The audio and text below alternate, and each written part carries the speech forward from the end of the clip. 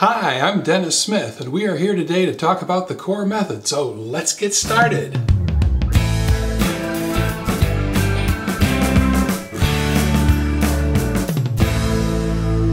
Our notes are scattered. They're all over the place. They're on pads here, pads there, pads at work, pads at home. They're on sticky notes attached to your monitor, attached all over the place. They're on separate pieces of paper, some you find, some you lose. So the purpose here is to talk about logbooks. We're going to talk about putting all of that stuff into one place and then protecting that place and using that as a part of planning our week. So let's go talk about logbooks. Come on.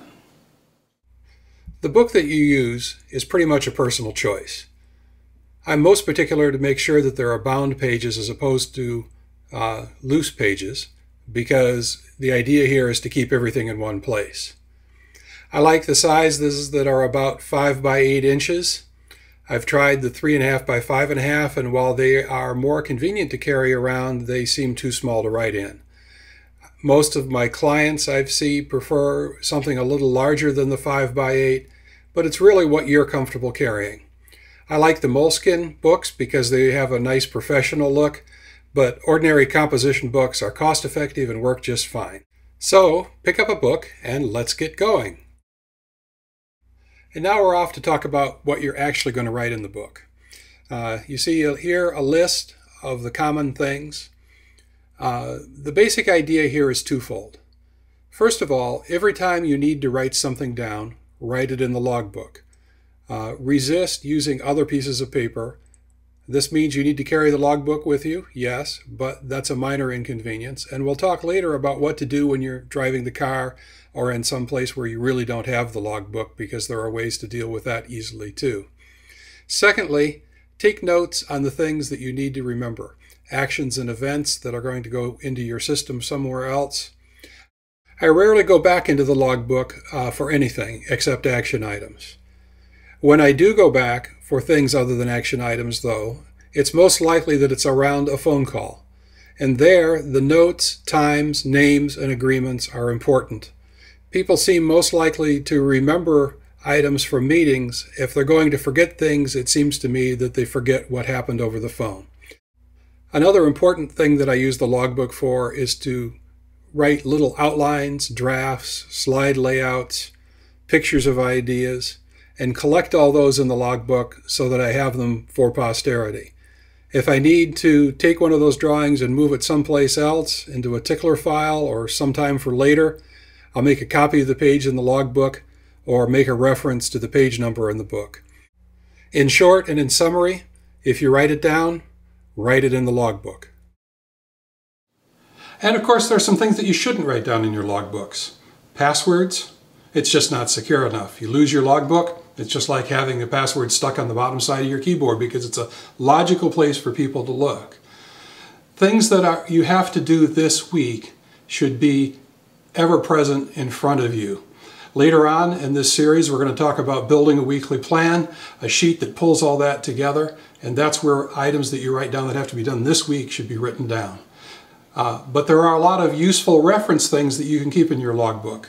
What I keep on the last page of the logbook are my fax number, which I never remember, special dial-in codes for accounts from clients for audio calls, and a variety of things that I don't use very often, but really aren't that sensitive. So don't write everything there, but use it to keep most everything and have some reference information handy in the back.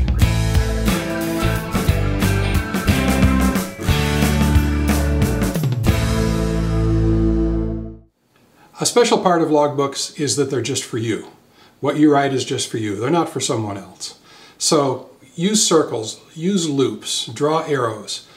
Don't try to be too linear. You don't need to have it in the flow of the conversation. If something is associated with something you wrote on the previous page, go back there, write it down there. This is just for you.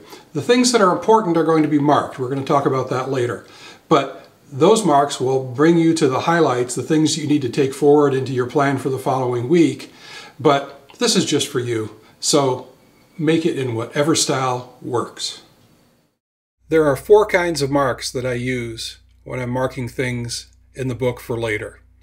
The first, and the one that makes up 95+% is a simple asterisk in the column next to items that are action items that need to be pulled out of the logbook and moved into the system for later. On occasion, I'll mark items with a double asterisk. To me, this means that this item is hot, it needs to be accomplished sooner, and I usually only mark it that way if my weekly plan isn't with me, so I can't drop the item immediately into my weekly plan. When I am done with the item in the logbook, it gets a check mark. The check mark can have one of two meanings. Either it means that the item has actually been completed so that I don't need to keep track of it in the logbook anymore, or that it's been transferred to someplace else in the system to be dealt with at a later time. And the last mark I use is an exclamation mark. That's reserved for great ideas that are going to go directly into the ideas for later file or into a tickler file instead of into the current work. So that's it. 4 simple marks, exclamation mark, rarely used, and by far the most common, the single asterisk to mark an item for action later. So let's start with a blank page and see how this actually works. On the 14th at 9:15, a text message from Jack to call him and talk about the finances. And here are some notes from a staff meeting. Several different kinds of items. Of note is an action for me, which is marked with an asterisk. Next, I've used the logbook to make notes in preparation for a call to Rachel, covering the things I want to speak with her about. Now I've had the call with Rachel, one action item for me marked with an asterisk, and other notes from the discussion. As I continue to think about this during the day, I have an idea for a chart that I need to call Rachel and ask her to produce. Ideas come at many times during the day, quite often when something else is going on. In this note, I've thought of something during another meeting, but here is where I write it down, and it gets marked with an asterisk because it's something I need to do. This note is from a voicemail. It's about a meeting next week. I've put it here with an asterisk so I can add it to my calendar later. Another miscellaneous thought that I jotted down here about the G&A being out of phase with the financials. It's here with an asterisk so I remember to look at it later. And lastly on this page is an idea for later, not an action, but marked with an exclamation mark. So that was a page of notes, and now let's go and start to process those and look at how those get moved out into other parts of the system. A check mark in the logbook shows that something's been dealt with. Some things get dealt with during the week, or during the same day, or during the same sitting as the time that they were put in the logbook, and those would get a check mark next to them immediately. At least weekly, you should go back through the logbook and make sure that all of the items have been checked off and moved somewhere else in your system for follow-up. That applies to both action items and ideas for the future. Now that all the items are transferred out of the logbook, I add the page number. Some people put a big check mark across the page, but now we're done with it and can move on. There are 2 kinds of weekly planning updates. First, let's take a look at how you do a weekly plan when you're not using the other elements of the core method. If you're using those other elements, we'll speak to that on the next slide. The short method here is to transfer all of the incomplete items from the previous pages in your logbook to a new fresh page and start a new list for the coming week. To do that, you'd review all the unnumbered pages, unmarked pages in your logbook, and transfer those items to the next blank page, not to the end of the book, but the next blank page in sequence. When items are transferred off of a previous page, mark them with a check mark to show that they're now handled somewhere else. And after everything is transferred off of one of those older pages, number the page or otherwise mark it to show that you no longer need to look at that page for action items. Then as you move into the following week, work from that new list, check those items off as they're completed, build up your new week, then repeat this process on a weekly basis. I usually do mine on Monday morning.